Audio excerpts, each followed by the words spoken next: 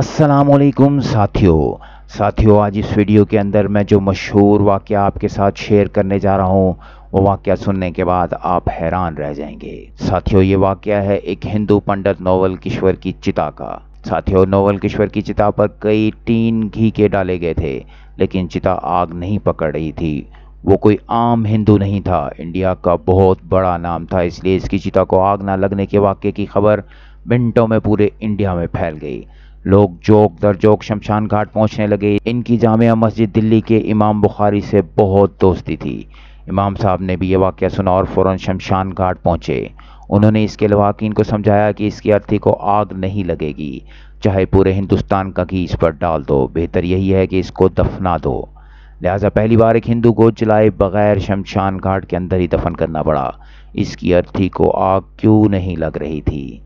इसको आग कैसे जला सकती थी जिसने कुरान का एहतराम मुसलमानों से भी बढ़कर किया था, मगर कैसे? चलिए ये जानने के लिए तारीख के सफ़ों को पलटते हैं। साथियों, तकसीम हिंद के ज़माने में लाहौर के दो अशाती इदारे बड़े मशहूर थे। पहला दरसी कुतब का काम करता था और इसके मालिक मैसर्स इतर चंद एंड कपूर थे। दूसरा इदारा अगरचे गैर मुस्लिमों का था, लेकिन इसके मालिक पंडित नवल किशोर कुरान पाक की तबात और शात किया करते थे। नवल किशोर ने एहतराम कुरान का जो मेयार मुकर्रर किया था वो किसी और इदारे को नसीब ना हो सका।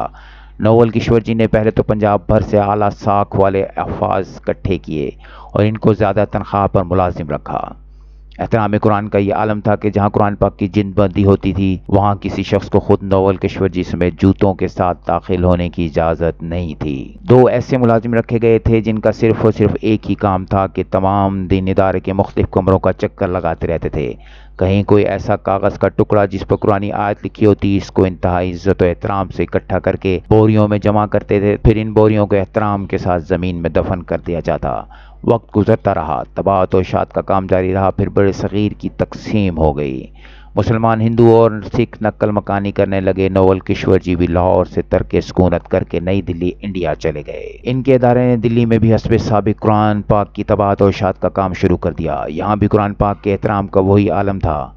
इदारा तरक्की का सफ़र तय करने लगा और कामयाबियों की बुलंदी पर पहुंच गया। नवल किशोर जी बूढ़े हो गए और अब घर पर आराम करने लगे, जबकि इनके बच्चों ने इदारे का काम संभाल लिया और इदारे की रवायत के मुताबिक कुरान हकीम के अदब और एहतराम का सिलसिला इसी तरह कायम रखा। आखिरकार नवल किशोर जी का आखिरी वक्त आ गया और वो इंतकाल कर गए। इनकी वफात पर मुल्क के तूल और से इनके अहबाब इनके यहाँ पहुंचे। एक बहुत बड़ी तादाद में लोग इनके क्रियाक्रम में शरीक होने के लिए शमशान घाट पहुंचे।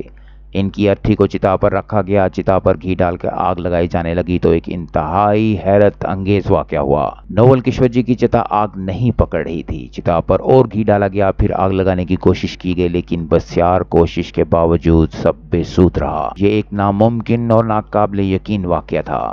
पहले कभी ऐसा नहीं हुआ था। लम्हों में खबर पूरे शहर में फैल गई कि नवल किशोर जी की अर्थी को आग नहीं लग रही। मखलूक खुदा ये सुनकर शमशान घाट की तरफ उमड़ पड़ी। लोग अपनी आंखों से देख रहे थे और हैरान और परेशान थे। ये खबर जब जामे मस्जिद दिल्ली के इमाम बुखारी तक पहुंची तो वो भी शमशान घाट पहुंचे। नवल किशोर जी इनके बहुत करीबी दोस्त थे और वह इनके एहतराम कुरान की आदत से अच्छी तरह वाकिफ थे। इमाम साहब ने पंडित जी को मुखातिब करते हुए कहा कि आप सबकी चिता जलाने की कोशिश कभी कामयाब नहीं हो पाएगी। इस शख्स ने अल्लाह की सच्ची किताब की उम्र भर जिस तरह खिदमत की है, जैसे एहतराम किया है, इसकी वजह से इसकी चिता को आग नहीं लग सकेगी, चाहे आप पूरे हिंदुस्तान का तेल और घी चिता पर डाल दें। इसलिए बेहतर है कि इनको इज्जत और एहतराम के साथ दफना दीजिए। चुनाचा इमाम साहब की बात पर अमल करते हुए नवल किशोर जी को शमशान घाट में ही दफना दिया गया। ये तारीख का पहला वाक़या था कि किसी हिंदू की चिता को आग न लगने की वजह से शमशान घाट में ही दफना दिया गया। ये वाक़या जिक्र करते हुए मेरा जहन बहुत कुछ सोच रहा है। मैं सोच रहा हूँ कि जिनके लिए ये अजीम किताब उतारी गई वो इसको प्रेस कॉन्फ्रेंसों में सर पर रख कर इससे अपने मुखालफिन पे इल्ज़ामात लगाने का काम लेते हैं। इससे बढ़कर और तौहीन क्या होगी। मैं ये भी सोच रहा हूँ दूसरे ममालिक के कुछ गैर मुस्लिम इस्लाम दुश्मनी में इस अजीम किताब को नजर आतिश करके समझते हैं कि बहुत बड़ा काम कर दिया।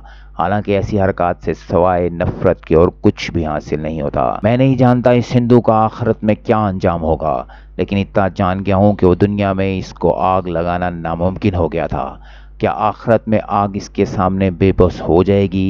मैं ये भी सोच रहा हूँ एक हिंदू एहतराम कुरान में इस दुनिया की आग से महफूज रहा। हम इस किताब पर ईमान लाने वाले अगर इसकी सही कदर करें تو کیا یہ کتاب ہمیں جہنم کی آگ سے نہیں بچائے گی؟ انشاءاللہ تعالیٰ عز و جل میرا ایمان ہے کہ ضرور بچائے گی۔ ساتھیوں، میری آج کے اس واقعے کے بارے میں کمنٹس کے اندر اپنے خیالات کا اظہار ضرور کیجیے گا۔